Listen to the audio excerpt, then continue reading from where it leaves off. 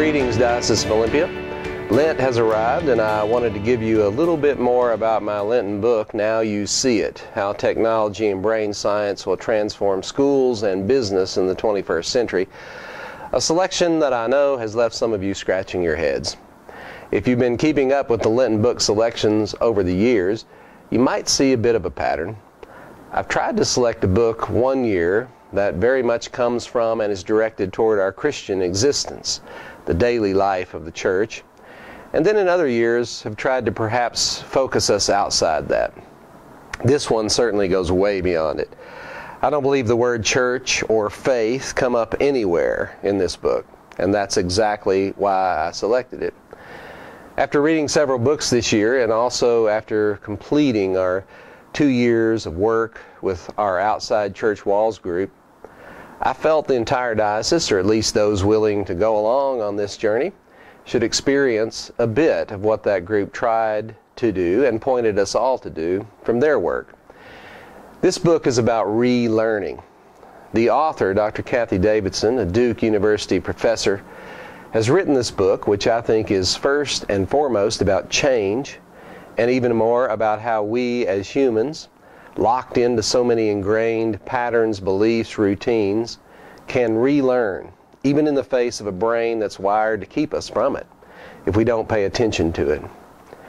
What I hope to do throughout Lent, through my blog and other means, is to provoke a conversation based on the book that relates to our current need to relearn our faith tradition, our biblical knowledge, our way of being the faith in the world, who finds little need now for how we currently live it.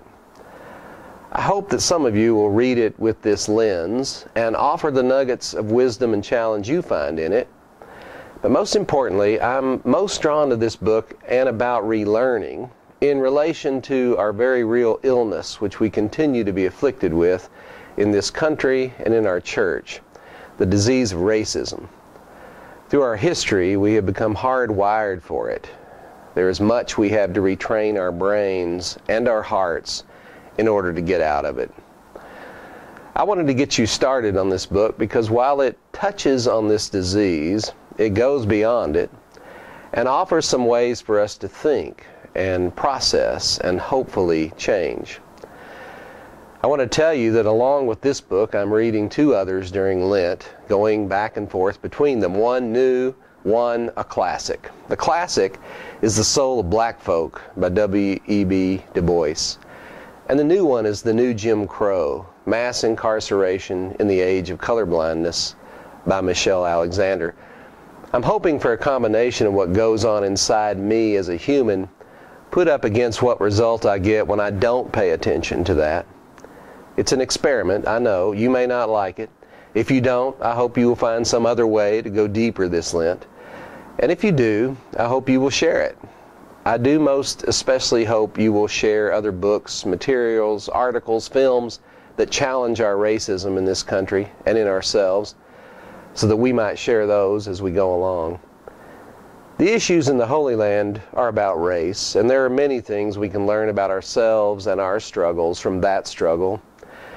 And also, share your discoveries about church and faith as you go along. I hope you find those too.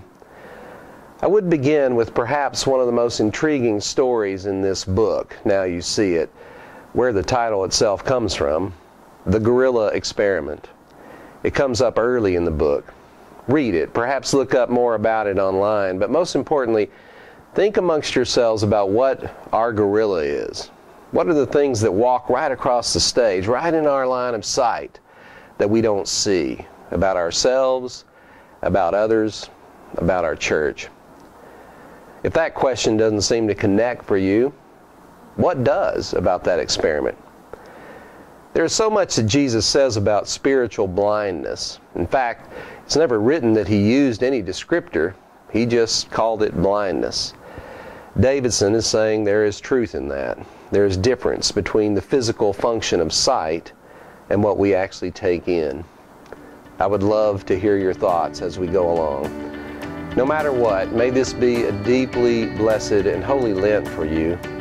May it be the same for this church we share. God bless you all.